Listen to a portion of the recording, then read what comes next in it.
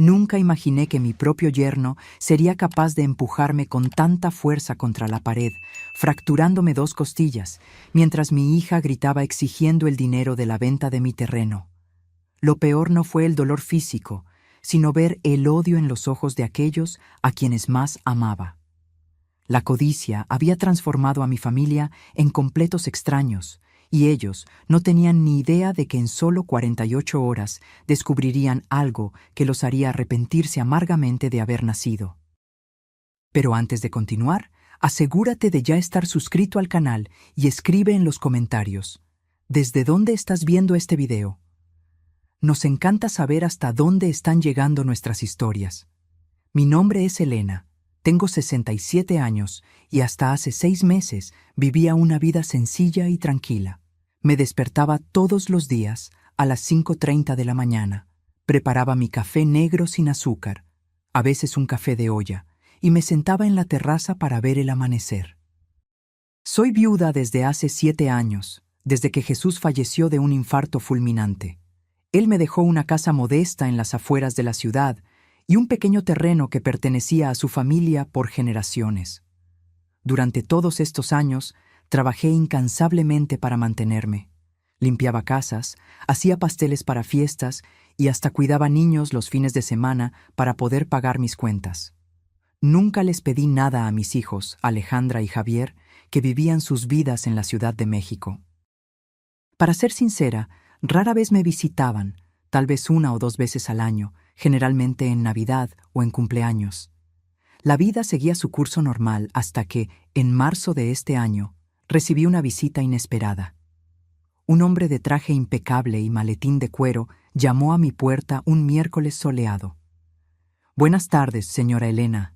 Mi nombre es Ricardo Gómez, representante de la constructora Nuevo Amanecer. Estamos interesados en adquirir su propiedad para un nuevo proyecto inmobiliario». Me sorprendió su propuesta, pero lo invité a pasar para escuchar. Me explicó que la constructora planeaba desarrollar un condominio residencial en la zona y mi terreno estaba ubicado en una posición estratégica para el proyecto.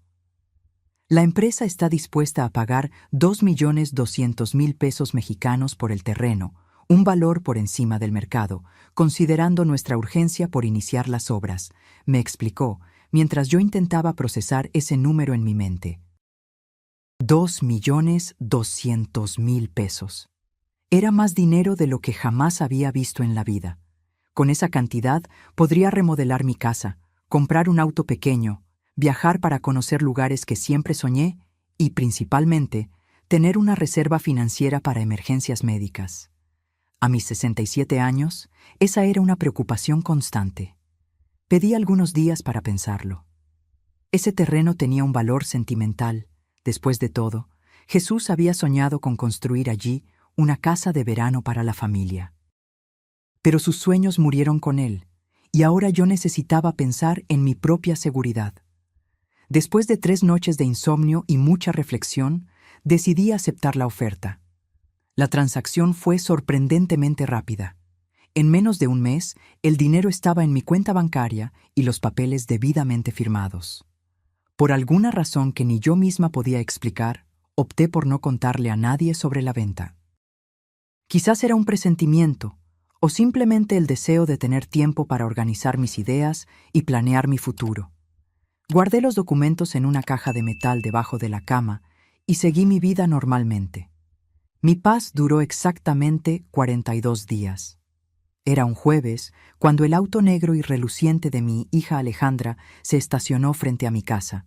Me sorprendió, ya que ella nunca aparecía sin avisar, mucho menos a mitad de semana. Ella trabajaba como gerente en una tienda departamental en la Ciudad de México, a 3 horas de aquí. «Mamá», exclamó con una sonrisa que no le llegaba a los ojos. Estaba elegante como siempre, con un vestido caro y zapatos de marca. «Te extrañaba». La abracé, genuinamente feliz de verla, pero algo en su comportamiento me inquietó. Alejandra caminaba por la casa observándolo todo con una mirada evaluativa, haciendo preguntas sobre mi salud, mi rutina, sobre los vecinos. Conversaciones superficiales que parecían solo llenar un vacío hasta que llegara al verdadero motivo de su visita. Finalmente, después del almuerzo, mientras lavábamos los trastes, soltó la bomba. «Mamá, me enteré de que vendiste el terreno de papá». Mis manos se detuvieron bajo el agua corriente. Sentí un escalofrío recorrer mi espalda. «¿Quién te contó eso?», pregunté sin voltear para mirarla a la cara. «El mundo es pequeño, mamá». La esposa de Carlos, el de la tiendita, es prima del empleado de la notaría que procesó los documentos. Él comentó sobre la venta. ¿Es verdad? No había motivo para negarlo. Sequé mis manos en el delantal y me giré para encarar a mi hija. Sí, vendí el terreno. La constructora Nuevo Amanecer va a construir un condominio en la zona. El rostro de Alejandra se transformó. La sonrisa forzada dio paso a una expresión de indignación que yo jamás había visto. ¿Y no consideraste importante consultarnos antes de tomar esa decisión?, preguntó, subiendo algunos tonos en la voz. ¿Consultarlos? El terreno estaba a mi nombre, Alejandra. Fue una decisión difícil, pero necesaria. Ella se rió, una risa seca y sin humor. ¿Necesaria para qué, exactamente? Por lo que sé, siempre te has arreglado bien todos estos años. Me arreglé, sí. Trabajando en 3 empleos diferentes para pagar mis cuentas, mientras ustedes rara vez aparecían por aquí, respondí, sintiendo el rencor de años de negligencia saliendo a flote. ¿Y cuánto recibiste por ese terreno?, preguntó, ignorando completamente mi comentario. Dudé. Algo dentro de mí decía que revelar el valor sería abrir una puerta peligrosa. Un valor justo, respondí vagamente. Alejandra se cruzó de brazos, su rostro endureciéndose. Mamá, ya no soy una niña. Sé que la zona está valorizada por el nuevo centro comercial. Debe haber sido una buena cantidad de dinero, y ese dinero, de alguna manera, también es nuestra herencia. ¿Su herencia?, repetí, incrédula. Alejandra, ese terreno estuvo abandonado por 7 años. Ustedes nunca se preocuparon por él. Nunca ofrecieron ayuda para el mantenimiento. Nunca pagaron un centavo de los impuestos anuales. Eso no cambia el hecho de que era propiedad de papá, y nosotros somos sus hijos, replicó elevando la voz. No tenías derecho a tomar esa decisión sola. La discusión escaló rápidamente. Alejandra gritaba sobre derechos de herencia mientras yo intentaba explicar que el dinero sería mi seguridad financiera para los próximos años. Era como si estuviéramos hablando idiomas diferentes. Javier y yo tenemos nuestros propios proyectos, mamá. Él quiere expandir su taller mecánico y yo estoy pensando en abrir mi propia boutique. Ese dinero podría ayudarnos. ¿Y quién me va a ayudar a mí cuando ya no pueda trabajar? ¿Cuando necesite atención médica? Apenas tienen tiempo para visitarme, Alejandra. Fue en ese momento que escuché el sonido de otro carro estacionándose frente a la casa. Por el ruido del motor, reconocí inmediatamente la camioneta de Santiago, esposo de Alejandra. Mi corazón se aceleró. ¿Lo llamaste?, pregunté, incrédula. Alejandra no respondió, pero su mirada confirmó mi sospecha. Esto no era un encuentro espontáneo, era una emboscada planeada. Santiago entró sin tocar, como si la casa fuera suya. Alto, corpulento, con sus 45 años y ese aire de superioridad que siempre me incomodó. Traía consigo un maletín negro bajo el brazo. «Hola, doña Elena», saludó con una sonrisa forzada, dándome un beso frío en la mejilla. «¿Alejandra ya habló con usted sobre el terreno?». En ese momento me di cuenta de que estaba en desventaja. 2 contra 1, en mi propia casa, sintiéndome acorralada como un animal. Pero no estaba dispuesta a ceder. Sí, Santiago, estábamos discutiendo exactamente eso, y como ya le dije a Alejandra, fue una decisión mía, y el dinero será usado para garantizar mi seguridad en la vejez. Santiago se sentó a la mesa de la cocina, abriendo el maletín que traía. De él sacó algunos papeles. «Doña Elena, entiendo su preocupación por el futuro, pero necesitamos ser prácticos.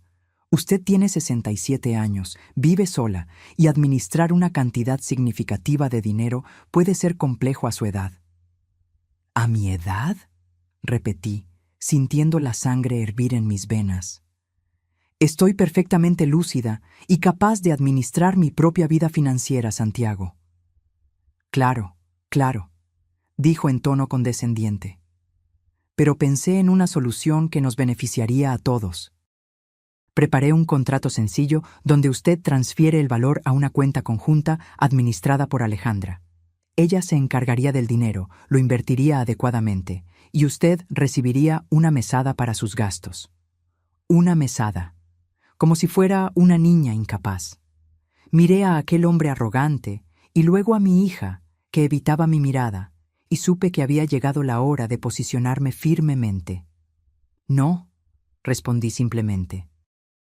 ¿Cómo que no?, preguntó Santiago, como si no pudiera creer lo que escuchaba. No firmaré ningún documento, no transferiré ni un centavo y no permitiré que ustedes controlen el dinero que recibí por la venta de una propiedad que era legalmente mía.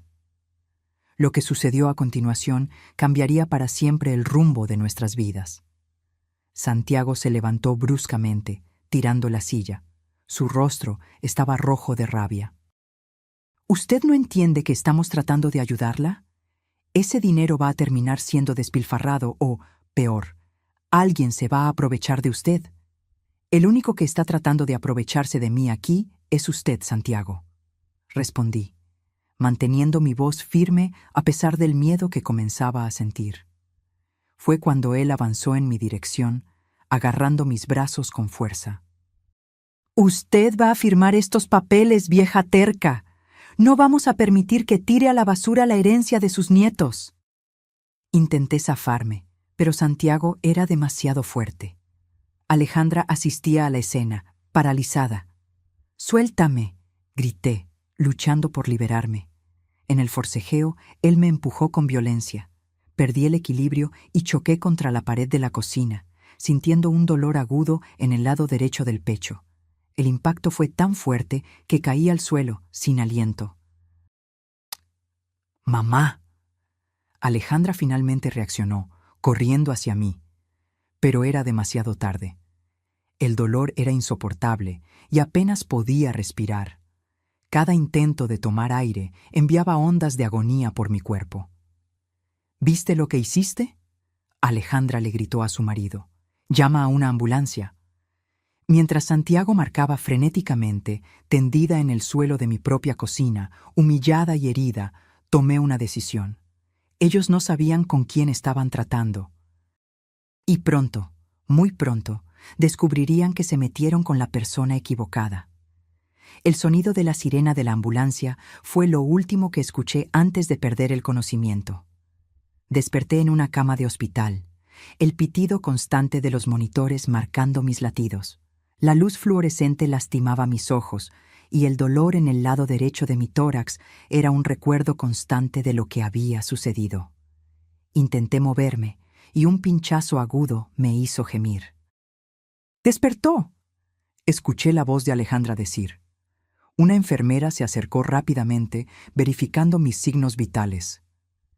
«¿Cómo se siente, doña Elena?». «Me duele mucho», conseguí murmurar. «Sufrió 2 fracturas en las costillas del lado derecho. Voy a llamar al médico». Mientras la enfermera salía, miré a Alejandra. Estaba sentada en una silla cerca de la cama, el rostro marcado por lo que parecía ser una mezcla de preocupación y culpa. Santiago no estaba a la vista. «¿Dónde está tu marido?», pregunté con dificultad. «En la delegación de policía», respondió en voz baja, mirando al suelo. La vecina escuchó la discusión y llamó a la policía junto con la ambulancia. Cerré los ojos, tratando de procesar la información. Entonces, Santiago estaba rindiendo declaración. Bien, por lo menos habría un registro oficial de lo ocurrido. El doctor Francisco entró en el cuarto, un hombre de mediana edad con expresión seria. Me examinó cuidadosamente, explicando que las fracturas tardarían cerca de 6 semanas en sanar completamente y que necesitaría reposo y fisioterapia. ¿Tiene algún familiar que pueda cuidarla durante la recuperación?, le preguntó a Alejandra.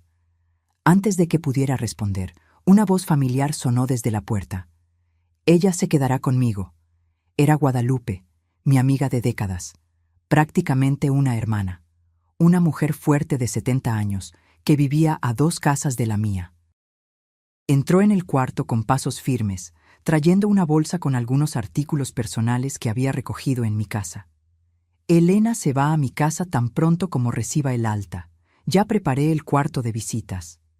La expresión de Alejandra era de puro malestar. No es necesario, doña Guadalupe. Puedo llevar a mi madre a quedarse conmigo y Santiago en la Ciudad de México. Guadalupe le lanzó una mirada gélida. ¿Con el hombre que le rompió las costillas? No lo creo. Un silencio incómodo se apoderó del cuarto. El médico, percibiendo la tensión, se retiró discretamente después de algunas recomendaciones finales. Cuando quedamos a solas, Alejandra intentó acercarse a la cama. «Mamá, lamento mucho lo que pasó. Santiago perdió la cabeza. Nunca había hecho algo así antes». «Detente, Alejandra», interrumpí, cada palabra costando un esfuerzo tremendo. «Ustedes dos planearon venir a mi casa para coaccionarme a entregar el dinero. Esto no fue un accidente, fue premeditado. No queríamos lastimarte, solo creíamos que era nuestro derecho». Guadalupe intervino. ¿Derecho? ¿Qué derecho tienen ustedes sobre el sudor de Elena? ¿Dónde estaban cuando ella limpiaba casas de extraños para sobrevivir? ¿Cuando vendía pasteles de madrugada para pagar las cuentas médicas? Alejandra bajó la cabeza, sin respuesta. En ese momento, una policía entró en el cuarto, una mujer de unos 40 años, con el cabello recogido en un moño severo. «Doña Elena Sousa, soy la investigadora Marisol Reyes. Me gustaría hablar con usted sobre lo ocurrido, si está en condiciones». Pedí que Alejandra y Guadalupe salieran para poder hablar con la policía en privado. Cuando estuvimos a solas, relaté en detalle todo lo que había sucedido: la venta del terreno, la visita sorpresa de Alejandra, la llegada de Santiago y la agresión que resultó en mis costillas rotas. ¿Desea presentar una denuncia formal contra su yerno?, preguntó la investigadora, después de tomar notas detalladas. La pregunta flotó en el aire por algunos segundos. Era una decisión difícil. Santiago era el padre de mis nietos, el marido de mi hija. Una denuncia formal podría desintegrar completamente lo que restaba de mi familia. Pero entonces recordé la violencia en sus ojos, la sensación de impotencia cuando me empujó, el dolor punzante que aún sentía con cada respiración. «Sí», respondí finalmente. «Quiero presentar una denuncia por agresión e intento de extorsión». La investigadora asintió con respeto. «Entiendo que no es una decisión fácil, doña Elena, pero es la correcta. Nadie tiene el derecho de agredir a otra persona, mucho menos a un adulto mayor, y menos aún por motivos financieros. Eso tipifica abuso contra persona adulta mayor, y trataremos el caso con la seriedad que se merece». Después de que ella salió, me quedé a solas con mis pensamientos. La magnitud de lo que había sucedido comenzaba a pesar sobre mí. Mi propia hija y mi yerno habían tramado para quedarse con mi dinero. La persona que debería protegerme había permitido que fuera agredida en mi propia casa. Las lágrimas vinieron, silenciosas y amargas, no solo por el dolor físico, sino por la traición. ¿Dónde me había equivocado en la crianza de mis hijos para que se convirtieran en adultos tan codiciosos e insensibles? Guadalupe volvió al cuarto, encontrándome llorando. Sin decir nada, se sentó a mi lado y sostuvo mi mano. El simple gesto de solidaridad me confortó más que cualquier palabra podría. «Presenté una denuncia contra Santiago», confesé en voz baja. «Hiciste lo correcto», respondió simplemente. «Las acciones tienen consecuencias, Elena. Es hora de que ellos aprendan eso». Esa noche, entre dosis de analgésicos y sueños intermitentes, tomé una decisión. Era hora de revelar la verdad que por tanto tiempo había guardado en secreto. La verdad sobre el dinero de la venta del terreno, sobre mis planes, sobre el motivo por el cual ese valor era tan importante para mí. A la mañana siguiente, recibí la visita de Javier, mi hijo. A diferencia de Alejandra, él parecía genuinamente consternado por lo que había sucedido. «Mamá, yo no sabía nada, lo juro. Alejandra me llamó ayer contando lo ocurrido». Se sentó al lado de la cama, sosteniendo mi mano con cuidado. ¿Cómo pudo pasar esto? Miré a mi hijo menor, un hombre de 38 años que había heredado los ojos castaños de su padre y mi terquedad. Siempre tuvimos una relación más distante, en parte porque él se mudó a Guadalajara poco después de cumplir 18 años, buscando independencia. Nos veíamos raramente, pero, a diferencia de Alejandra, él nunca me había pedido dinero o favores. «Tu cuñado me agredió porque me negué a entregarle el dinero de la venta del terreno de tu padre», respondí directamente. Javier frunció el ceño. «¿Qué terreno?» «Aquel en las afueras de la ciudad. Lo vendí a una constructora hace poco más de un mes». «¿Y por qué Santiago y Alejandra creyeron que tenían derecho a ese dinero?» «Porque creen que era su herencia, como si yo fuera solo una guardiana temporal de los bienes de tu padre y no una persona con derechos propios». Javier negó con la cabeza, visiblemente irritado. «Eso es absurdo.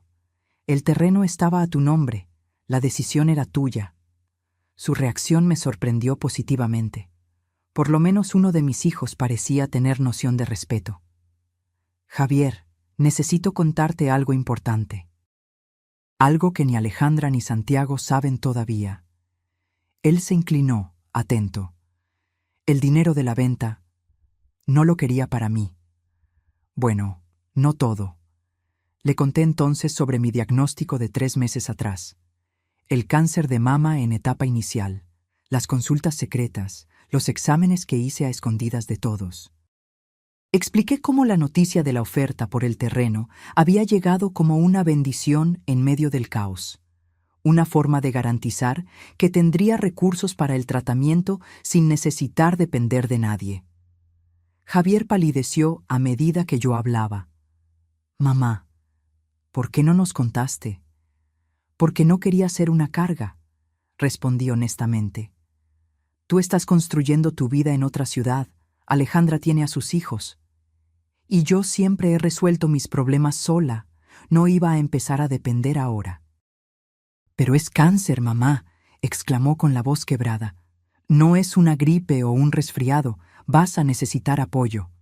Y es exactamente por eso que vendí el terreno. Para garantizar que tendré recursos para el tratamiento, para contratar ayuda si la necesito, para no tener que preocuparme por el dinero mientras lucho contra esta enfermedad. Javier se cubrió el rostro con las manos, visiblemente afectado. Cuando volvió a mirarme, sus ojos estaban llorosos. «¿Y ahora? ¿Qué dijeron los médicos sobre tus posibilidades?» «Son buenas. El cáncer fue descubierto temprano, está localizado. La cirugía está marcada para dentro de 3 semanas, seguida de radioterapia. Pero ahora, con estas costillas rotas...» Suspiré, sintiendo un pinchazo de dolor. «Tendremos que reevaluar el cronograma». En ese momento, Alejandra entró en el cuarto, pareciendo que no había dormido en toda la noche. Sus ojos estaban hinchados de tanto llorar y traía un pequeño ramo de flores. «Mamá, ¿podemos hablar?» Javier se levantó, el rostro endurecido. «Alejandra, necesitamos hablar afuera primero». Antes de que ella pudiera protestar, él la jaló por el brazo hacia el pasillo. A través de la puerta entreabierta, pude escuchar fragmentos de la discusión acalorada. Javier revelando sobre mi diagnóstico, Alejandra respondiendo con incredulidad, luego con shock, finalmente con llanto. Cuando regresaron al cuarto, Alejandra parecía devastada. Se acercó a la cama con vacilación, como si temiera mi rechazo. «Mamá», su voz falló. «¿Es verdad lo del cáncer?» Asentí silenciosamente. Ella se desmoronó en lágrimas, cayendo de rodillas al lado de la cama. «¿Por qué no nos contaste? Todo este tiempo, y nosotros, yo...» Sollozaba tanto que apenas podía formar frases coherentes. Porque era mi batalla que librar, Alejandra, mi enfermedad, mi decisión. Pero somos tu familia. Deberíamos estar a tu lado. ¿Familia? Repetí con una pizca de amargura. ¿Dónde estaba mi familia cuando necesitaba compañía en las Navidades solitarias? ¿Dónde estaba mi familia cuando trabajaba en 3 empleos diferentes para sobrevivir?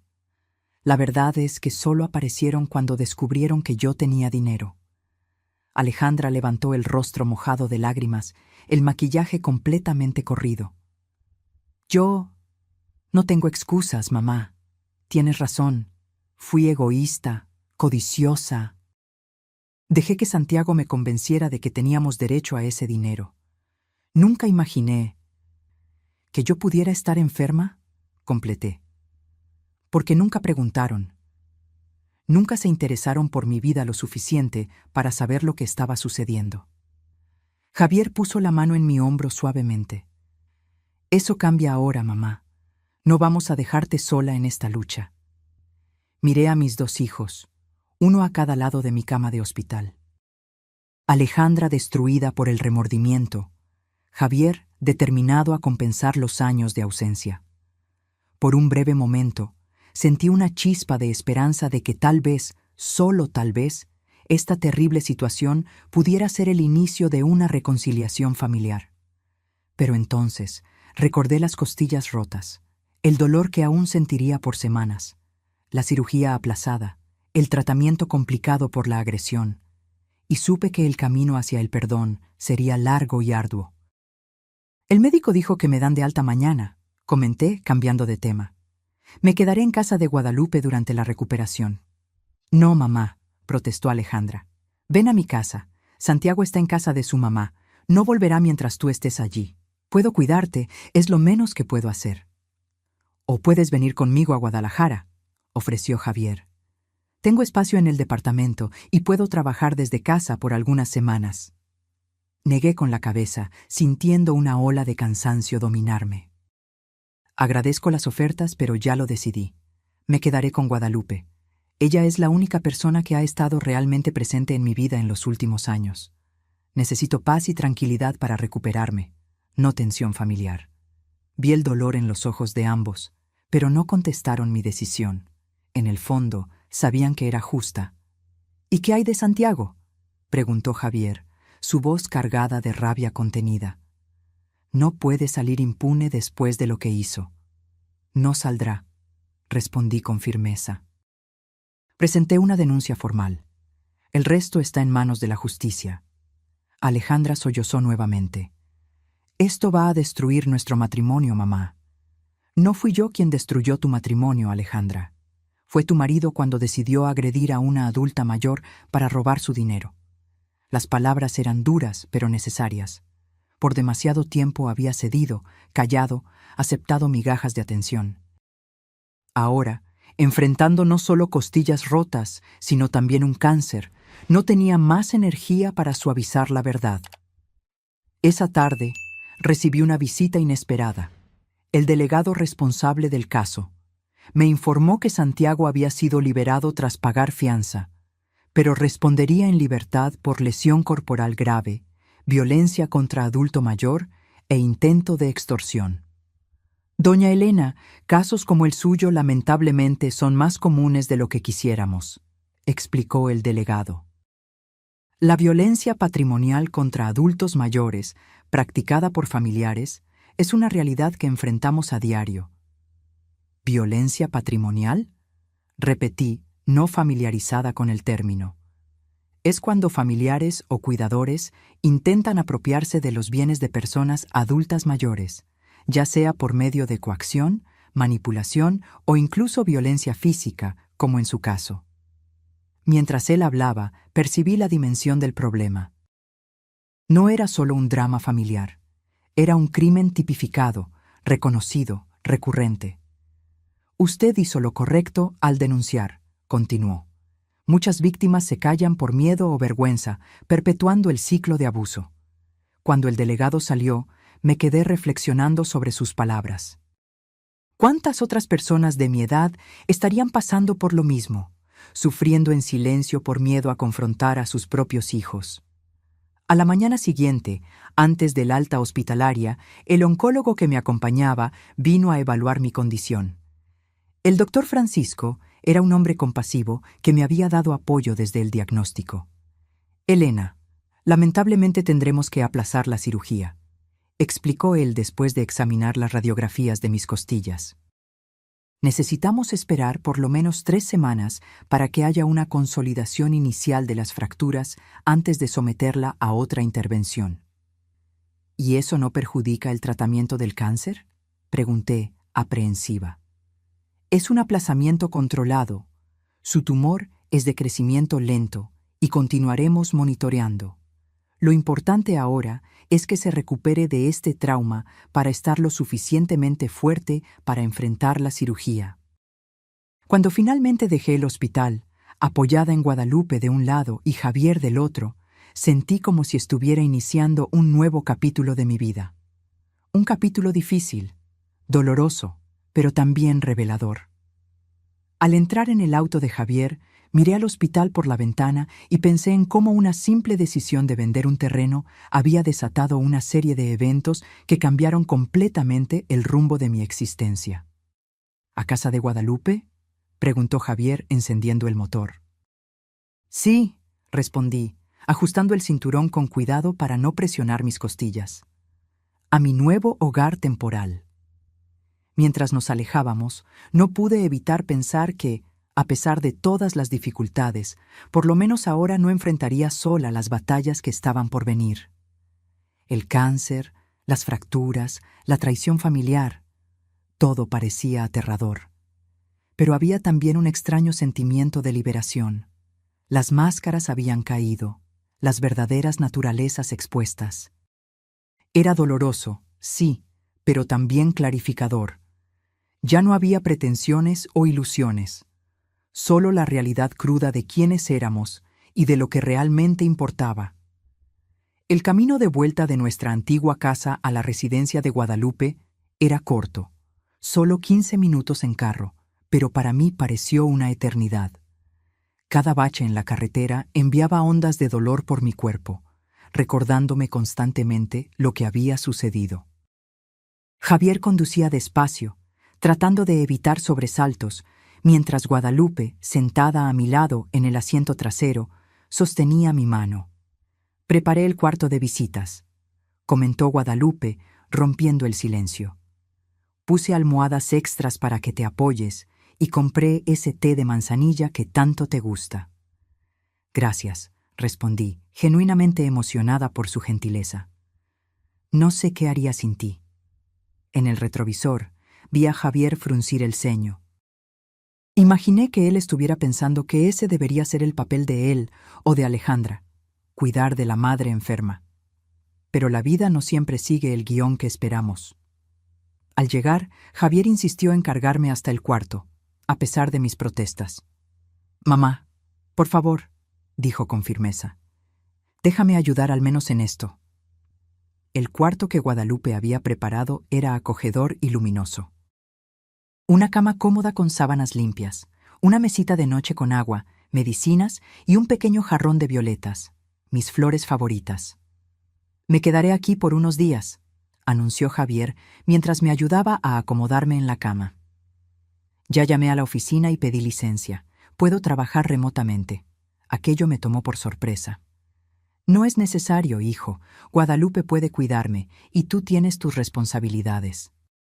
«Mamá», dijo sentándose en el borde de la cama, «durante años mi única preocupación fue mi carrera, mi vida. Rara vez llamaba, rara vez visitaba. Y ahora descubro que tienes cáncer y fuiste agredida.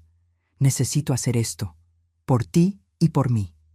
Antes de que yo pudiera responder, escuchamos el ruido de un carro estacionando. Por la ventana reconocí el vehículo de Alejandra. Ella salió apresurada, cargando varias bolsas. «Tu hermana también vino», comenté, no pudiendo esconder la aprehensión en la voz. Javier suspiró. «Ella está realmente arrepentida, mamá. Sé que es difícil de creer después de lo que pasó, pero...» «No quiero hablar de eso ahora», interrumpí, sintiendo el cansancio dominarme. Estoy exhausta. Javier asintió, respetando mi decisión. Descansa. Nosotros nos encargamos de todo. Cerré los ojos, permitiéndome finalmente relajarme. Los analgésicos comenzaban a hacer efecto, adormeciendo el dolor lo suficiente para que pudiera descansar. Escuché voces amortiguadas provenientes de la sala. Javier, Guadalupe y Alejandra conversando en tonos controlados para no molestarme. Desperté horas después, con el cuarto sumergido en la penumbra del atardecer. Por un momento, me sentí confundida sobre dónde estaba, hasta que el dolor en las costillas me trajo de vuelta a la realidad. Me levanté cuidadosamente, usando la técnica que la fisioterapeuta me había enseñado en el hospital para minimizar el impacto en las costillas fracturadas. En la sala, encontré a los tres sentados a la mesa, conversando en voz baja. Pararon abruptamente cuando me vieron. «Mamá, no deberías estar de pie». Alejandra se levantó inmediatamente, viniendo a mi encuentro. «Estoy cansada de estar acostada», respondí, aceptando a regañadientes su apoyo para llegar hasta el sofá. «Y necesito moverme un poco», fue recomendación médica. Guadalupe me trajo un vaso de agua y tabletas para el dolor. Las tomé con gratitud, observando la dinámica entre mis hijos. Había una tensión palpable en el aire. «Hablamos con el doctor Francisco mientras dormías», informó Javier. «Dijo que tan pronto como tus costillas lo permitan, retomará la planificación de la cirugía. Mientras tanto, quiere seguir monitoreando el tumor con exámenes regulares». Asentí, agradecida por su proactividad. «Gracias por ocuparse de eso». «Mamá». Alejandra comenzó vacilante, sentándose a mi lado en el sofá. «Sé que es difícil para ti confiar en mí ahora, pero quiero que sepas que estoy aquí. No voy a abandonarte en este momento». Miré a mi hija, buscando señales de sinceridad en su rostro. Parecía genuinamente arrepentida, los ojos aún rojos de tanto llorar, el rostro sin el maquillaje perfecto que solía usar. «Alejandra», respondí calmadamente, «aprecio tu deseo de ayudar, pero confiar en ti nuevamente va a tomar tiempo. No solo permitiste que tu marido me agrediera, sino que participaste activamente en el plan para robar mi dinero». Ella bajó la cabeza, aceptando la crítica. «Lo sé, y no tengo excusas. Solo puedo pedirte que me des una oportunidad de probar que cambié, que aprendí de mis errores». «¿Y Santiago?», pregunté directamente. «¿Cuál es la situación entre ustedes dos?». Alejandra intercambió una mirada rápida con Javier antes de responder. «Le pedí que se fuera de casa. Estoy considerando el divorcio». La revelación me sorprendió. A pesar de todo, no esperaba que ella tomara una decisión tan drástica tan rápidamente. «No tomes decisiones precipitadas por mi causa», respondí después de un momento. «Un matrimonio es algo serio». «No es solo por ti, mamá», explicó, la voz quebrada. «Es por mí también, por mis hijos». Siempre supe que Santiago tenía un lado agresivo, pero nunca había llegado al punto de agredir a alguien físicamente. «Si fue capaz de hacer eso contigo, ¿quién me garantiza que no haría lo mismo conmigo o con los niños un día?». Sus palabras revelaban un miedo legítimo que yo no había considerado. La posibilidad de que la violencia de Santiago pudiera un día volverse contra mis nietos era aterradora. «¿Dónde están los niños?», pregunté, dándome cuenta de que no había visto a mis nietos. «Con mi suegra, por ahora», respondió Alejandra. «Creí que era mejor mantenerlos alejados de toda esta situación mientras no tenemos claridad sobre el futuro». Guadalupe, que había permanecido en silencio durante nuestra conversación, finalmente intervino. «Voy a preparar un té para todos nosotros. Elena necesita líquidos y un poco de confort». Mientras se dirigía a la cocina, Javier se acercó, sentándose en el sillón frente a mí. «Mamá, quiero que sepas que organizamos tus consultas médicas para las próximas semanas. Alejandra y yo nos vamos a turnar para llevarte». «Eso no es necesario», comencé a protestar. «Sí lo es», insistió él suavemente. «Por demasiado tiempo enfrentaste todo sola. Llegó la hora de que nosotros, tus hijos, asumamos nuestras responsabilidades». Miré los rostros determinados de mis dos hijos y sentí una mezcla compleja de emociones. Parte de mí quería creer que ese cambio repentino era genuino, que el choque de mi diagnóstico y de la agresión había realmente transformado sus corazones. Otra parte, más escéptica, temía que ese entusiasmo fuera pasajero, que pronto volverían a sus vidas ocupadas y yo sería nuevamente olvidada. Necesito preguntar algo, dije finalmente.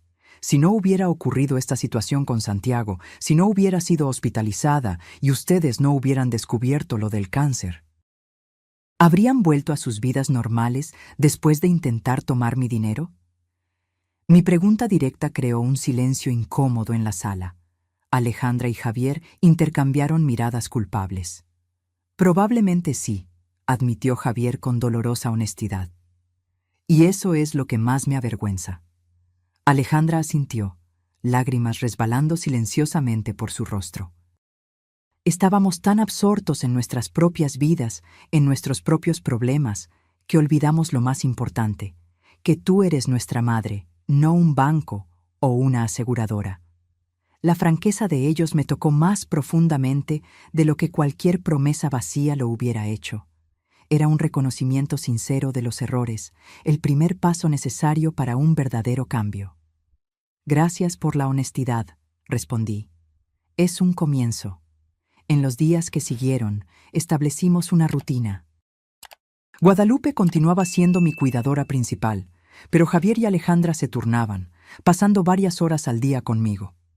Javier trabajaba remotamente desde la pequeña oficina de Guadalupe, mientras Alejandra venía todas las mañanas antes del trabajo y regresaba por la noche. Una semana después de mi alta del hospital, recibimos una visita inesperada. El timbre sonó poco después del almuerzo, y Javier fue a atender. «Mamá», llamó con voz tensa, «es Santiago. Quiere hablar contigo». Mi cuerpo se tensó instintivamente, un espasmo de dolor recorriendo mis costillas. «No quiero verlo», respondí prontamente. «Dice que es importante», insistió Javier, aunque pude ver la renuencia en sus ojos. Algo sobre el proceso. Alejandra, que había salido a comprar algunos víveres, no estaba presente. Tal vez fuera mejor así. «Déjalo entrar», decidí finalmente. «Pero quédate aquí conmigo». Santiago entró en la sala con postura cabizbaja, muy diferente de la arrogancia que siempre lo había caracterizado. Vestía ropa simple, barba sin afeitar, ojeras profundas, la imagen de un hombre derrotado. «Doña Elena», comenzó el vacilante, «sé que probablemente no quiere verme, pero necesitaba hablar personalmente». «Dime lo que viniste a decir», respondí fríamente. Él miró nerviosamente a Javier, que permanecía de pie con los brazos cruzados, claramente listo para intervenir si era necesario. «Vine a pedir disculpas por lo que hice», dijo Santiago, las palabras saliendo con dificultad. «No tengo justificación para mi comportamiento. Fue imperdonable». «Sí, lo fue», concordé, manteniendo mi voz firme a pesar del temblor interno que sentía al encararlo. «También vine a informar que no voy a contestar el proceso. Me declararé culpable de todas las acusaciones y aceptaré cualquier pena que la justicia determine». Aquello me sorprendió. Esperaba que intentara minimizar sus acciones, buscar excusas, incluso intentar convencerme de retirar la denuncia. «¿Por qué?», pregunté directamente. Santiago pasó la mano por su cabello despeinado. «Porque es lo correcto, y porque necesito que mis hijos sepan que cuando cometemos errores, debemos enfrentar las consecuencias».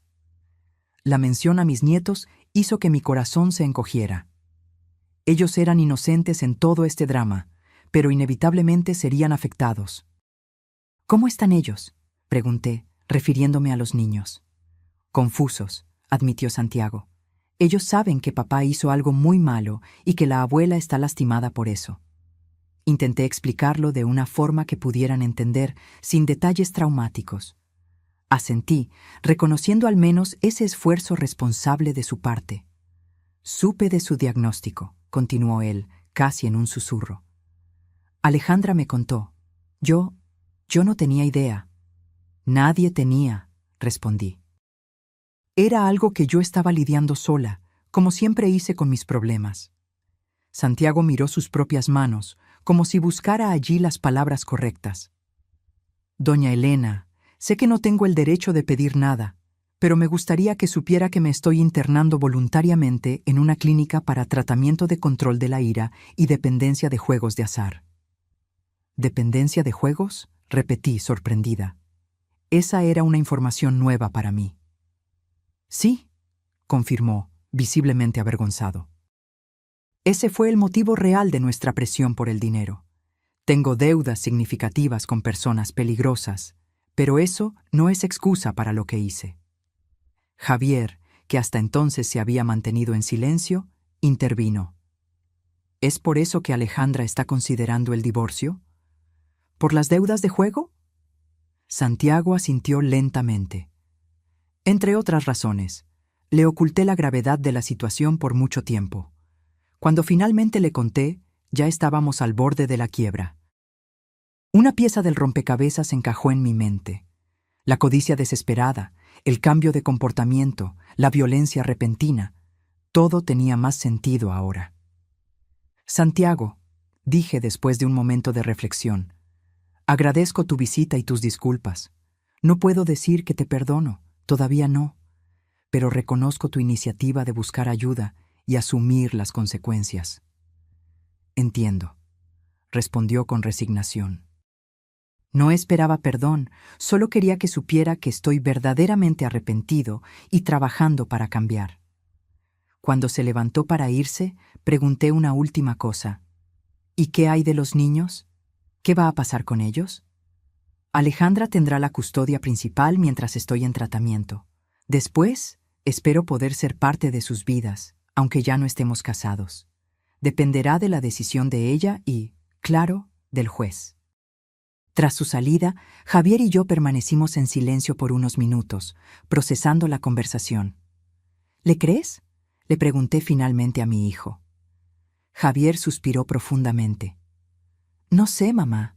Parecía sincero, pero después de todo lo que pasó, es difícil confiar. Sí, concordé. La confianza, una vez rota, es como un jarrón agrietado. Puede ser reparado, pero nunca será el mismo. Esa noche, cuando Alejandra llegó después del trabajo, le contamos sobre la visita de Santiago. Su reacción fue una mezcla de rabia y tristeza. No debió haber venido sin avisar, protestó. Pone a todos en una posición incómoda. Alejandra, pregunté directamente, ¿sabías sobre su adicción a los juegos? Ella dudó antes de responder. Sospechaba. Siempre le gustaron las apuestas, desde que lo conocí. Pero en los últimos años empeoró considerablemente. Cuentas impagas, préstamos secretos, comportamiento errático. Cuando finalmente lo confronté, él admitió tener deudas, pero no contó la extensión completa. ¿Y por qué no nos contaste?, indagó Javier. Podríamos haber ayudado. Alejandra soltó una risa amarga. ¿Ayudado cómo? Apenas se hablaban. Y yo tenía vergüenza, Javier. Vergüenza de admitir que mi matrimonio se estaba desmoronando, que mi marido era un adicto a los juegos, que estábamos a punto de perder todo. Su dolorosa honestidad revelaba capas de complejidad que yo no había considerado.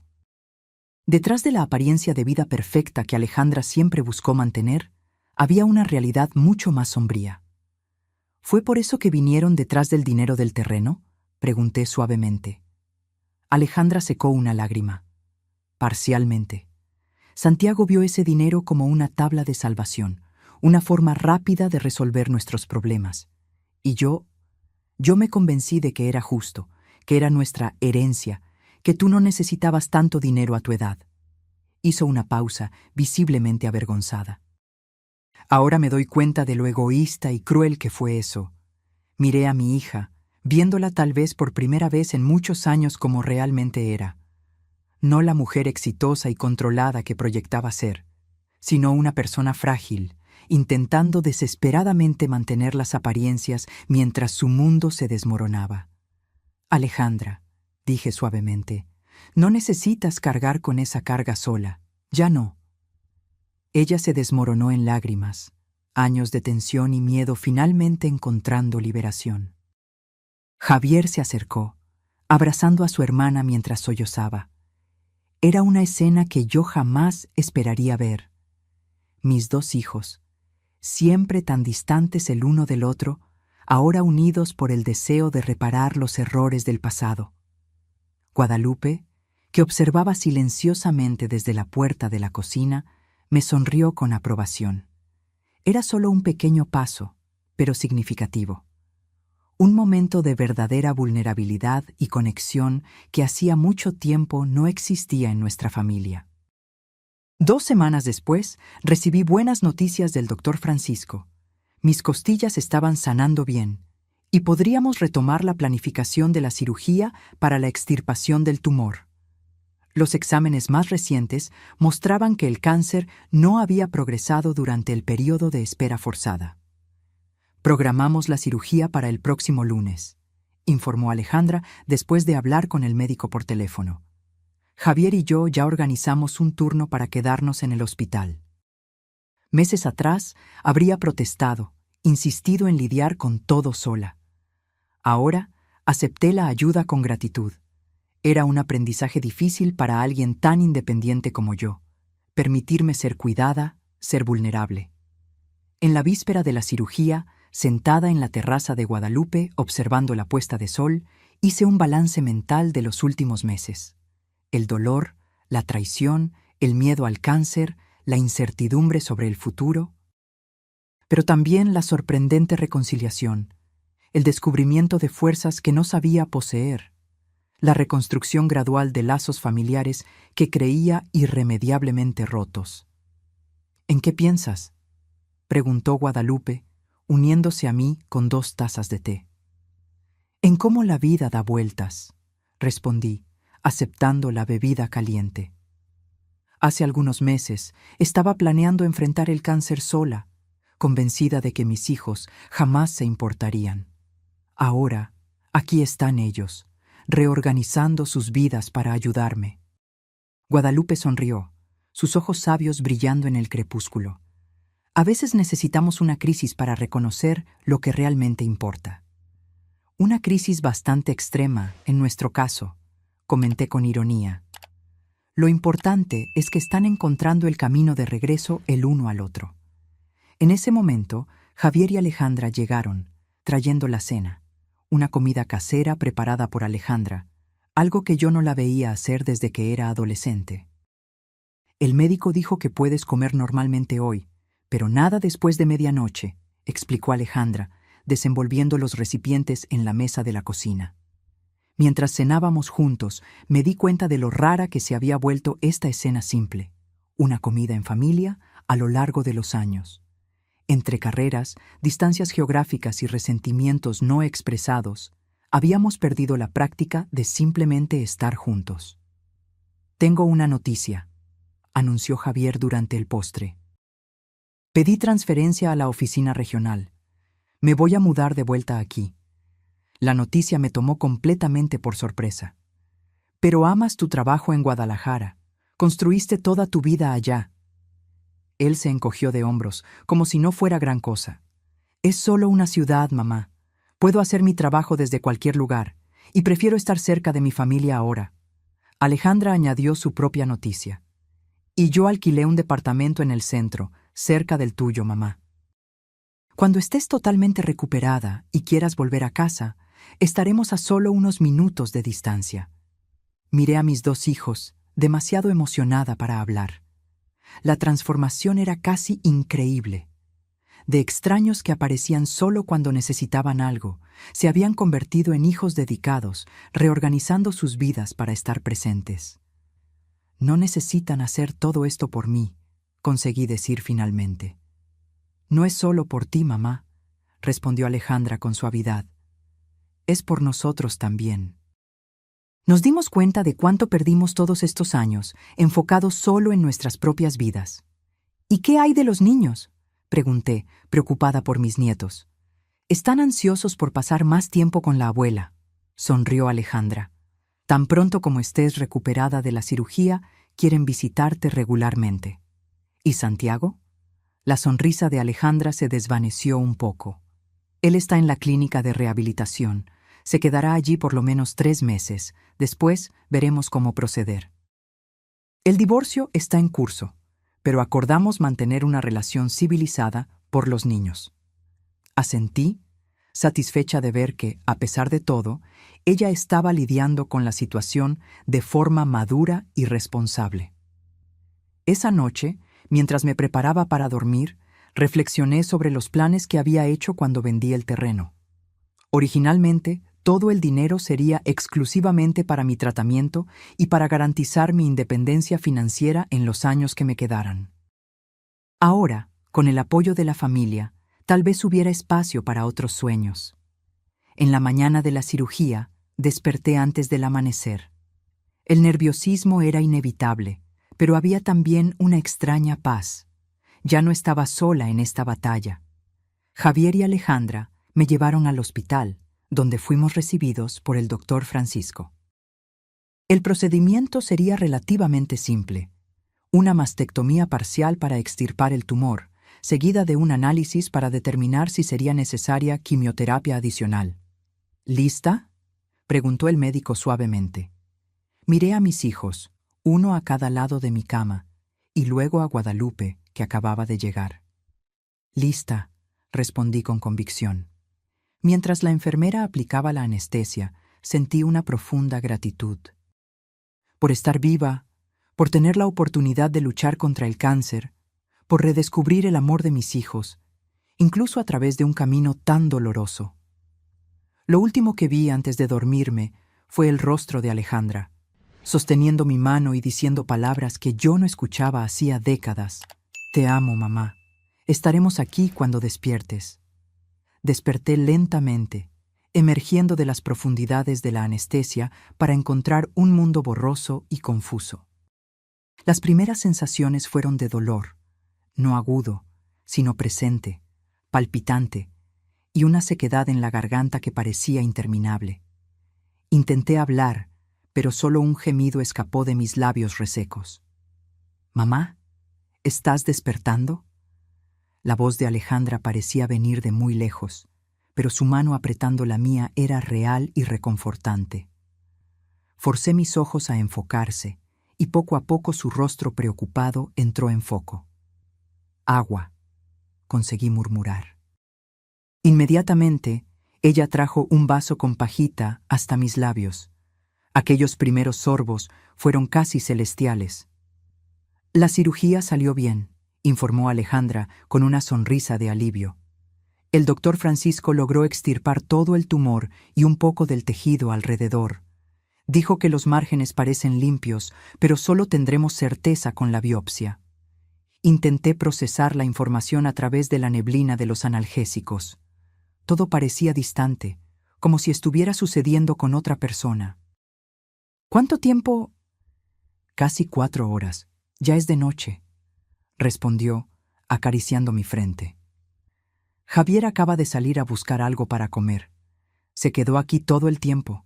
Solo salió cuando estuvo seguro de que estabas despertando». En los días que siguieron a la cirugía, experimenté un tipo diferente de recuperación. No solo física, con la cicatrización de la incisión y el gradual retorno de las fuerzas, sino también emocional. Mis hijos se turnaban en el hospital, garantizando que yo nunca me quedara sola. Guadalupe venía todas las mañanas trayendo pequeños mimos: una flor recogida de su jardín, un libro nuevo, un dulce casero que las enfermeras permitían solo por esta vez. Al tercer día después de la cirugía, el doctor Francisco entró en el cuarto con una sonrisa amplia que anticipaba buenas noticias. «Doña Elena, tengo los resultados de la biopsia», anunció abriendo un maletín. «Los márgenes están limpios, lo que significa que logramos extirpar todo el tumor. Además, no encontramos evidencia de compromiso en los ganglios linfáticos». «¿Y qué significa eso exactamente?», preguntó Javier, que estaba a mi lado. «Significa que no será necesario hacer quimioterapia», explicó el médico. «Recomendaremos solo radioterapia preventiva, un tratamiento mucho menos agresivo, con menos efectos secundarios. Una ola de alivio recorrió mi cuerpo. Me había preparado para lo peor: la pérdida de cabello, la náusea constante, la debilidad extrema que conocía bien por haber acompañado a algunas amigas en sus tratamientos de quimioterapia. ¿Cuándo puedo ir a casa?, pregunté, ya ansiosa por dejar el ambiente hospitalario. Si continúa progresando así, en 2 días, respondió el médico. Pero necesitará cuidados en casa por algunas semanas, tanto por la cirugía como por las costillas aún en recuperación. No se preocupe, doctor, aseguró Alejandra. Ya organizamos todo. No se quedará sola ni por un minuto. Una semana después de recibir el alta, sentada en la terraza de Guadalupe, observando el jardín florecer con los primeros colores de la primavera, tomé una decisión. Le pedí a Javier que me ayudara a preparar algunos documentos y llamara a Alejandra para una conversación importante. Cuando todos estuvieron reunidos, incluso Guadalupe, que se había convertido en parte indisociable de nuestra pequeña familia, comencé a explicar mis planes. Después de todo lo que pasó, tuve mucho tiempo para reflexionar sobre el dinero de la venta del terreno. Comencé calmadamente. Inicialmente, todo él sería destinado a mi tratamiento y a mi seguridad financiera futura. Alejandra y Javier intercambiaron miradas aprensivas, probablemente temiendo que yo fuera a mencionar el episodio de su intento de tomar el dinero. Pero ese no era mi objetivo. Ahora, con el pronóstico más positivo y con el apoyo de ustedes, percibo que puedo hacer más con ese recurso, continué. Por eso, tomé algunas decisiones. Les mostré los documentos que había preparado con la ayuda de Javier. Un nuevo testamento, más detallado, y algunos contratos. Primero, separé una parte para garantizar mi tratamiento completo y una reserva de emergencia. Segundo, creé un pequeño fondo educativo para mis nietos. Quiero que tengan oportunidades que tal vez ustedes no puedan proporcionar solos. Alejandra llevó la mano a la boca, visiblemente emocionada. Mamá, no necesitas hacer eso. Yo quiero hacerlo, interrumpí suavemente. Son mis nietos, y no hay mejor inversión que su educación. Y el tercer punto, continué, es lo que más me alegra. Decidí crear una pequeña fundación en memoria de su padre. Un fondo que ofrecerá apoyo financiero a adultos mayores con cáncer que no tienen recursos para un tratamiento adecuado. Javier asintió con aprobación. A papá le habría encantado eso. Él siempre hablaba sobre cómo las personas adultas mayores eran descuidadas por el sistema de salud. Exactamente, concordé, sintiendo un pinchazo de nostalgia por mi marido. Y quiero que ustedes dos participen en la administración de esta fundación. No como una obligación, sino como una oportunidad de honrar su memoria y tal vez ayudar a otras personas que están pasando por lo que yo pasé, sin el privilegio del apoyo que tengo ahora. El silencio que siguió estaba cargado de emoción. Finalmente, Alejandra habló, la voz quebrada.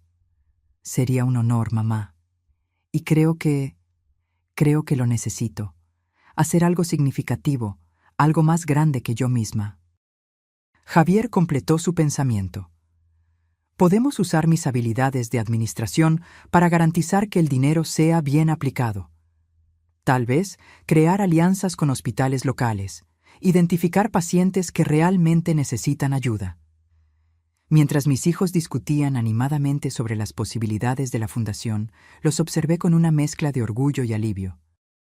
Aquellas personas frente a mí eran versiones más maduras y compasivas de los hijos que yo conocía, como si el terremoto emocional de los últimos meses hubiera despertado cualidades que estaban dormidas hacía mucho tiempo. Hay una cosa más, añadí cuando la conversación disminuyó. Voy a volver a mi casa tan pronto como los médicos lo permitan. Pero mamá, protestó Alejandra inmediatamente, todavía te estás recuperando. No puedes quedarte sola. No dije que me quedaría sola, aclaré. Lo que pasa es que ya me cansé de molestar a Guadalupe y mi casa ha estado vacía por demasiado tiempo. Guadalupe rió suavemente. Nunca fuiste molestia, Elena, pero entiendo tu deseo de volver a tu espacio. ¿Y quién se quedará contigo?, preguntó Javier, preocupado. Estoy pensando en contratar una acompañante por algunas semanas, alguien calificado para ayudar en la recuperación. Y claro, añadí con una sonrisa, espero que mis hijos continúen visitándome regularmente, ahora que redescubrieron dónde queda mi casa. La pequeña provocación arrancó sonrisas avergonzadas de ambos. Todos los días, prometió Alejandra. Y los niños están locos por finalmente poder visitar a la abuela. En la semana siguiente, contratamos a doña Carmen, una técnica de enfermería jubilada de 58 años, para que me ayudara durante el período de recuperación. Con su experiencia y personalidad tranquila, se convirtió inmediatamente en una presencia reconfortante en mi rutina. Mi regreso a casa fue un momento agridulce. Por un lado, era maravilloso estar nuevamente en mi espacio, rodeada por objetos familiares que cargaban tantas memorias. Por otro, no podía dejar de recordar la última vez que estuve allí, la confrontación con Alejandra y Santiago, la agresión, el dolor. ¿Todo bien, mamá?, preguntó Javier, notando mi vacilación en la puerta de la cocina, el lugar exacto donde Santiago me había empujado. Solo recuerdos, respondí sinceramente. Pero vamos a crear nuevos, mejores. Mis nietos, Mateo de 8 años y Regina de 6, vinieron al día siguiente. Alejandra los había preparado para la situación, explicando que la abuela estaba enferma y necesitaba tranquilidad. Para mi sorpresa, los niños se comportaron admirablemente, mostrando una consideración más allá de su edad. «Abuela, te traje un dibujo para que te mejores pronto», dijo Regina, entregándome una hoja colorida donde había dibujado lo que parecía ser yo, ella y Mateo en un jardín florido. «Y yo hice esta tarjeta», complementó Mateo, orgullosamente presentando una tarjeta hecha a mano con el texto «Mejórate pronto, abuela, te quiero». Aquellos pequeños gestos de amor puro e incondicional me conmovieron profundamente. A pesar de todos los errores de sus padres, los niños continuaban inocentes, capaces de amar sin reservas ni segundas intenciones. «Gracias, mis amores», respondí, abrazándolos con cuidado para no presionar mis costillas aún sensibles. «Son las mejores medicinas que podría recibir». Las semanas siguientes trajeron una rutina casi tranquila. Por la mañana, doña Carmen me ayudaba con los ejercicios de fisioterapia y preparaba el desayuno. Alejandra generalmente aparecía antes de ir al trabajo, trayendo pan fresco o frutas. Javier pasaba buena parte del día en mi casa, trabajando remotamente desde la pequeña oficina que improvisamos en la sala de estar. La radioterapia comenzó 3 semanas después de la cirugía, 25 sesiones diarias, de lunes a viernes, durante 5 semanas. Era agotador, pero mucho menos agresivo que la temida quimioterapia. Javier y Alejandra se turnaban para llevarme, nunca dejándome enfrentar aquello sola. Fue durante ese período de tratamiento que recibí una visita inesperada. Yo estaba en la terraza, disfrutando del sol de la tarde, cuando un carro desconocido se estacionó frente a la casa. Santiago bajó, pareciendo nervioso, cargando un pequeño ramo de flores. Instintivamente, mi cuerpo se tensó. A pesar de las semanas de terapia y recuperación, la memoria del trauma aún estaba fresca. «Tranquila, yo atiendo», dijo Javier, que leía un libro a mi lado. «¿Quieres que lo eche?». Medité por un momento. «No, déjalo entrar. Pero quédate cerca, por favor». Santiago entró en la terraza con pasos vacilantes, claramente inseguro sobre su recepción. Estaba diferente. Más delgado, el rostro menos hinchado, los ojos más claros. «Doña Elena», comenzó él manteniendo una distancia respetuosa. «Sé que mi presencia puede ser perturbadora para usted, pero necesitaba venir personalmente a ver cómo está». «Estoy mejorando cada día», respondí con neutralidad. «¿Y tú? ¿Cómo va el tratamiento?». pareció sorprendido por mi pregunta directa. Está ayudando mucho. Ya completé 2 meses en la clínica. Estoy de licencia terapéutica hoy para resolver algunas cuestiones prácticas. Javier permaneció de pie, brazos cruzados, observando cada movimiento de su excuñado. Traje estas flores. Santiago continuó extendiendo el ramo. Y también esto. Él retiró un sobre del bolsillo y lo colocó en la mesita a mi lado. Es una copia de mi sentencia. La recibí ayer. 2 años de prisión, convertidos en prestación de servicios a la comunidad, más indemnización por los daños físicos y morales. Quería que usted supiera que no impugnaré nada y pagaré cada centavo, aunque tarde años. Tomé el sobre, pero no lo abrí. No necesitaba ver los detalles en ese momento. Santiago, dije después de algunos instantes de silencio, agradezco tu visita y tu transparencia. No puedo decir que te perdono, todavía no, pero reconozco tu esfuerzo para asumir la responsabilidad. Él asintió gravemente. Es lo menos que puedo hacer. Y quiero que sepa que, independientemente de lo que suceda entre mí y Alejandra, nunca más tendrá que temer mi presencia. Después de que Santiago salió, Javier se sentó a mi lado, preocupado. ¿Estás bien, mamá? ¿Fue difícil verlo? Menos de lo que imaginaba, confesé. Hace algunas semanas, la simple mención de su nombre me causaba pánico. Hoy, logré encararlo y conversar civilizadamente. Eso es progreso, sonrió, apretando suavemente mi mano. ¿Sabes qué percibí? Continué pensativa. El odio y el resentimiento consumen más energía de la que puedo disponer ahora. Cada día que paso alimentando rabia es un día que pierdo de alegría, de paz. ¿Eso significa que lo perdonas? Javier preguntó, claramente sorprendido. Perdonar es un proceso, hijo. No sucede de la noche a la mañana. Pero estoy caminando en esa dirección, no por él, sino por mí, porque merezco liberarme de ese peso. Esa noche, Alejandra apareció después del trabajo, agitada al saber de la visita de Santiago. No debió haber venido sin avisar, protestó. Todo está bien, Alejandra, la tranquilicé. Fue una visita breve y respetuosa. Ella se calmó gradualmente. ¿Cómo fue verlo? Extraño, admití, pero también liberador de cierta forma. Vi que él está realmente intentando cambiar. Alejandra se sentó pesadamente en el sofá. Me llamó después de salir de aquí. Quiere marcar una reunión para discutir el divorcio y la custodia de los niños de forma amigable. ¿Y cómo te sientes sobre eso? Ella suspiró profundamente. Confusa. Parte de mí nunca va a perdonarlo por lo que te hizo. Otra parte reconoce que él es el padre de mis hijos y que está genuinamente intentando recuperarse. Tomé su mano entre las mías. No tomes decisiones basadas solo en lo que pasó conmigo.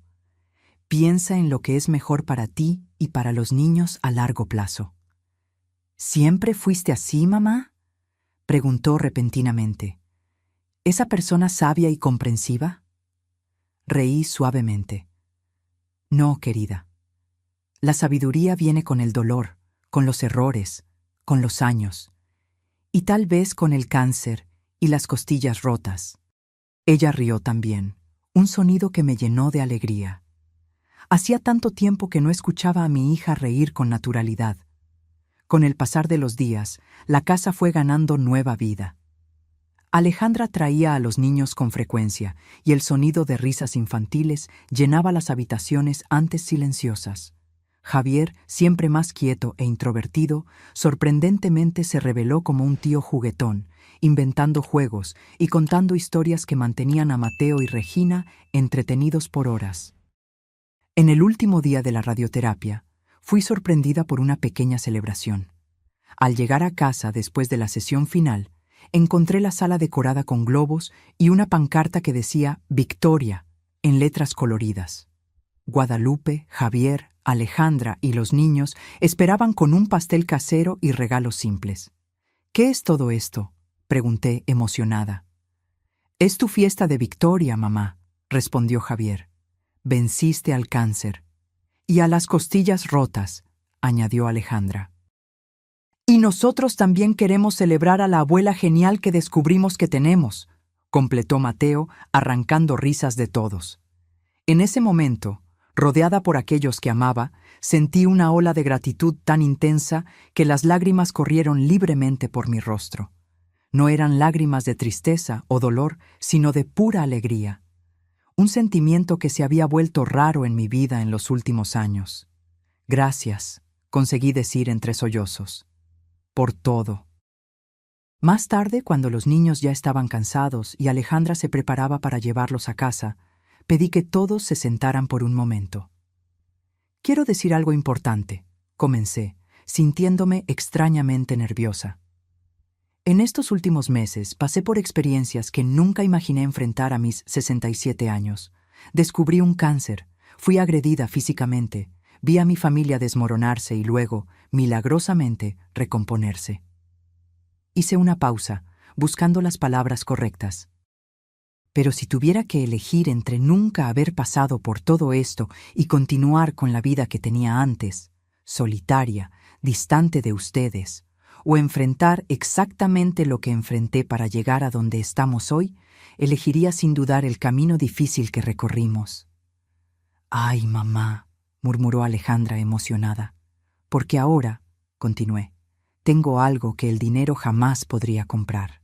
Una familia verdadera, no solo de sangre o nombre, sino de presencia, de apoyo, de amor real y concreto». Javier, siempre tan contenido, tenía los ojos llorosos. «Nosotros somos los que agradecemos la oportunidad de ser mejores, mamá, de aprender lo que realmente importa, antes de que fuera demasiado tarde. Y prometo», añadió Alejandra, «que nunca más necesitarás pasar por ninguna dificultad sola. Estaremos siempre aquí». «Siempre, siempre», hizo eco Regina, aunque claramente no entendía completamente el tenor de la conversación. En los meses que siguieron, cumplí mi promesa de crear la Fundación en Memoria de Jesús. Con la ayuda de Javier, lidiamos con toda la burocracia necesaria y establecimos alianzas con 2 hospitales locales. La Fundación Jesús Sousa comenzó modestamente, pero con objetivos claros: proporcionar apoyo financiero para el tratamiento de cáncer a adultos mayores de bajos ingresos. Alejandra sorprendió a todos al ofrecerse para coordinar el departamento de recaudación de fondos, dedicando sus habilidades de ventas y marketing a una causa noble. Ella organizó eventos benéficos, contactó a empresarios locales y rápidamente logró aumentar significativamente el alcance de la fundación. Santiago cumplió su parte de la sentencia, trabajando en un hospital público los fines de semana y efectuando pagos regulares de la indemnización. Su tratamiento para la adicción a los juegos parecía estar funcionando, pues logró mantenerse alejado de las apuestas y reconstruir gradualmente su relación con los hijos, aunque el divorcio fue finalizado. En cuanto a mí, después de 6 meses de seguimiento médico riguroso, recibí la mejor noticia posible. No había señales de recurrencia del cáncer. Mis costillas habían sanado completamente, y aunque ocasionalmente sentía dolores en días fríos o húmedos, había recuperado prácticamente toda mi movilidad. En una tarde de domingo, casi un año después del fatídico día en que Santiago me agredió, organicé un almuerzo familiar en el patio de mi casa. Guadalupe trajo sus famosas carnitas, Alejandra preparó el postre y Javier se encargó de la parrilla. Los niños jugaban en el césped, sus risas resonando como música. Observando aquella escena, recordé la soledad que había sentido por tanto tiempo, el miedo a envejecer abandonada, la amargura que había crecido silenciosamente en mi corazón a lo largo de los años. «¿En qué piensas, mamá?», preguntó Javier, sentándose a mi lado con un vaso de limonada. «En cómo la vida es impredecible», respondí sinceramente. «En cómo a veces necesitamos perder algo para entender su verdadero valor». «Como casi perderte a ti», comentó él suavemente. «Y como yo casi los pierdo a ustedes», completé. «No físicamente, sino emocionalmente, que es un tipo diferente de muerte». Alejandra se unió a nosotros, cargando una bandeja de frutas frescas. ¿De qué están hablando tan seriamente? ¿Hoy es día de celebrar? Solo estábamos reflexionando sobre el año que pasó, explicó Javier. Un año de transformaciones, concordó ella, sentándose con nosotros. Sabes, mamá, nunca imaginé que la peor cosa que hicimos, aquel día terrible cuando vinimos a exigir tu dinero, terminaría siendo el catalizador para la mejor versión de nosotros mismos. Es lo que llaman bendiciones disfrazadas, comenté. A veces, el universo nos sacude violentamente para despertarnos. Mateo vino corriendo en nuestra dirección. Abuela, ven a ver, encontré un nido de pajaritos en el árbol de mango. Me levanté sin dificultad, un lujo simple que ahora apreciaba profundamente, y seguí a mi nieto hasta el gran árbol en el fondo del patio. Él apuntó hacia arriba, donde un pequeño nido albergaba 3 polluelos recién nacidos, sus bocas abiertas esperando el regreso de la madre. «Mira, son una familia como nosotros», exclamó Regina, que se había unido a nosotros. «Sí, querida», concordé, abrazando a mis nietos. Exactamente como nosotros. Esa noche, después de que todos se fueron y la casa volvió a quedar silenciosa, me senté en la terraza con una taza de té, contemplando las estrellas.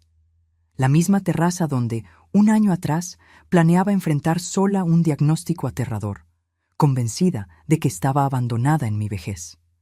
La vida me había enseñado una lección preciosa. A veces es necesario enfrentar la oscuridad más profunda para encontrar la luz más brillante. Es necesario perder para ganar, caer para levantarse más fuerte. La misma familia que casi me destruyó se había convertido en mi mayor fuente de fuerza y alegría. Sonreí hacia el cielo estrellado, sintiéndome verdaderamente en paz por primera vez en muchos años. Gracias, susurré, hablando con el universo, con Jesús, conmigo misma, por cada momento, cada lección, cada dolor y cada alegría que me trajo hasta aquí. Y en aquel momento silencioso, supe con certeza que, a pesar de todas las cicatrices, físicas y emocionales, yo no cambiaría mi vida por ninguna otra. El timbre de la escuela suena, y una multitud de niños sale corriendo por las puertas principales. Entre ellas, Regina, ahora con 11 años, cabello largo en una trenza elaborada. Ella me ve inmediatamente y corre en mi dirección. «Abuela, viniste a recogerme hoy». La abrazo con cariño, sintiendo su cuerpo crecido y fuerte contra el mío, aún resistente a pesar de mis 72 años. «Claro que vine. Tengo una sorpresa especial para ti». Sus ojos brillan de anticipación. «¿Qué sorpresa?» «Vamos a pasar la tarde en la fundación». Llegaron los nuevos equipos para la sala de recreación infantil y pensé que podrías ayudar a organizarlos. Regina salta de alegría. La Fundación Jesús Sousa había crecido significativamente en los últimos años, expandiendo su alcance más allá del soporte financiero a adultos mayores con cáncer. Ahora manteníamos también un programa de apoyo para niños cuyos abuelos estaban en tratamiento oncológico, una adición sugerida por Mateo, que a sus 13 años ya demostraba una sensibilidad impresionante. ¿Mateo también va?, pregunta Regina mientras caminamos hasta el carro. Nos encontrará allí después de su clase de guitarra, respondo abriéndole la puerta. La fundación ahora ocupa un pequeño edificio de 2 pisos en el centro de la ciudad. En la planta baja funcionan los servicios de atención a los pacientes, orientación sobre tratamientos, ayuda con documentación para el acceso a beneficios gubernamentales y distribución de medicamentos complementarios. En el piso superior están las oficinas administrativas y la nueva sala de recreación infantil. Al entrar, somos recibidas por Alejandra, que supervisa personalmente la instalación de los nuevos equipos de cómputo en el área de atención. «Mamá, Regina, qué bueno que vinieron», sonríe abrazándonos. Los voluntarios están ansiosos por la ayuda de Regina con la decoración de la sala de los niños. Mi hija está radiante. A sus 45 años, finalmente encontró su propósito: Después de años trabajando en ventas corporativas, descubrió en la fundación su verdadera vocación. Hace 2 años, dejó su empleo para dedicarse integralmente a la administración de la institución, que ahora atiende a más de 200 familias por mes. Javier llamó. Informa mientras subimos las escaleras. Dijo que se va a atrasar un poco para la reunión de la junta directiva. Está finalizando los documentos para la nueva alianza con el hospital regional. Mi hijo, siempre metódico y eficiente, ahora divide su tiempo entre su consultoría financiera y la tesorería de la fundación. Fue gracias a su gestión cuidadosa que logramos expandir nuestras actividades sin comprometer la estabilidad financiera. En la sala de recreación encontramos a Guadalupe supervisando a los voluntarios. A sus 77 años, ella continúa activa y determinada, negándose a jubilarse completamente. ¡Elena!, exclama al verme. ¡Qué bueno que vinieron! Estamos con dificultades para decidir dónde colocar el estante de libros. Mientras Regina corre para ayudar a los voluntarios más jóvenes con la decoración de las paredes, Guadalupe me jala hacia un rincón más tranquilo. ¿Cómo fue la consulta de ayer?, pregunta en voz baja, siempre preocupada por mi salud. Perfecta, respondo con una sonrisa genuina. 5 años sin ninguna señal de recurrencia. El médico dijo que puedo reducir el seguimiento a visitas semestrales ahora. Guadalupe aprieta mi mano, sus ojos brillando de alegría. No sabes lo feliz que eso me pone. Después de todo lo que pasamos, repito, observando la actividad a nuestro alrededor, llegamos a un lugar que nunca imaginé posible. La tarde pasa rápidamente entre risas y trabajo. Mateo llega después de la escuela, trayendo consigo su guitarra para entretener a los niños que visitan la fundación ese día. Su talento musical es sorprendente, algo que heredó de su abuelo, aunque nunca lo conoció. Alrededor de las 17:00, Javier llega con las noticias que esperábamos. La alianza con el hospital regional está oficializada. Eso significa que podremos atender a 50 pacientes más por mes, ofreciendo apoyo para tratamientos complementarios que el sistema público no cubre. Esto merece una celebración, declara Alejandra. Cena en mi casa esta noche, todos ustedes. ¿Santiago también vendrá?, pregunta Mateo, que mantiene una relación cercana con su padre, a pesar del divorcio. Sí, lo invité, responde Alejandra naturalmente. La relación entre ellos evolucionó a una amistad respetuosa a lo largo de los años. Santiago, después de completar su tratamiento y cumplir la sentencia, reconstruyó su vida. Se mantuvo alejado de los juegos, encontró un nuevo empleo estable y continúa participando activamente en la vida de sus hijos. Eventualmente, comenzó a salir con una profesora de la escuela de Regina, una mujer tranquila y estable que parece ejercer una influencia positiva sobre él. En cuanto a mí y Santiago, llegamos a un lugar de paz civilizada. Nunca olvidaré lo que pasó, pero aprendí que el perdón no significa borrar el pasado. Significa no permitir que controle el presente o determine el futuro. A veces, cuando todos estamos reunidos, en cumpleaños, días festivos o celebraciones como la de hoy, observo a mi familia con un sentimiento de profunda gratitud. Veo a Alejandra, que encontró propósito en ayudar a los demás. A Javier, que aprendió a equilibrar trabajo y relaciones. A Mateo y Regina, creciendo con valores de empatía y solidaridad. Incluso a Santiago, que enfrentó sus propios demonios y encontró redención. Y pienso en cómo todo comenzó con una tragedia. La venta de un terreno, una pelea por dinero, costillas rotas y un diagnóstico aterrador. ¿Cómo podría imaginar, en aquel momento de dolor y desesperación, que estábamos solo al comienzo de una jornada de curación y transformación? En la cena en casa de Alejandra, levanto mi copa en un brindis. A la familia, digo simplemente, no a la que teníamos, sino a la que construimos día tras día, elección tras elección. Todos levantan sus copas, incluido Santiago, que me mira con respeto y algo cercano a la admiración. A la matriarca que nos enseñó el verdadero significado de fuerza, añade Javier. A la abuela más increíble del mundo, exclama Regina. Mientras las copas tintinean y las sonrisas se multiplican alrededor de la mesa, me siento completamente en casa. No solo en la casa de mi hija, sino en mi propia vida, una vida que casi pierdo, que casi abandoné, pero que ahora abrazo con toda la plenitud que se merece. Las cicatrices aún están ahí, las físicas, que ocasionalmente duelen en días lluviosos, y las emocionales, que a veces se manifiestan en pesadillas o momentos de inseguridad. Pero ya no me definen. Son solo marcas de una batalla que me hizo más fuerte, más sabia, más compasiva.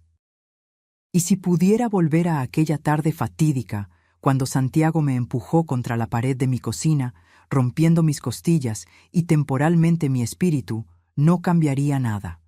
Porque fue en aquel momento de oscuridad absoluta que la primera semilla de luz fue plantada, la semilla que eventualmente florecería en esta vida de significado y conexión que ahora tengo el privilegio de vivir.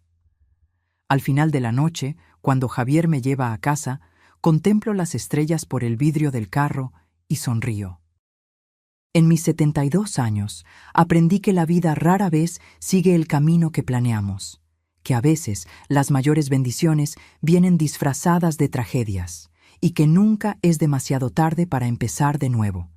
Y esta, percibo con serenidad, es quizás la lección más valiosa de todas. Ahora, si te gustó esta historia, haz clic en suscribirte y dime en los comentarios qué parte te dejó con la boca abierta. Ah, y no olvides hacerte miembro para tener acceso a videos exclusivos que no publico aquí. Te espero allá.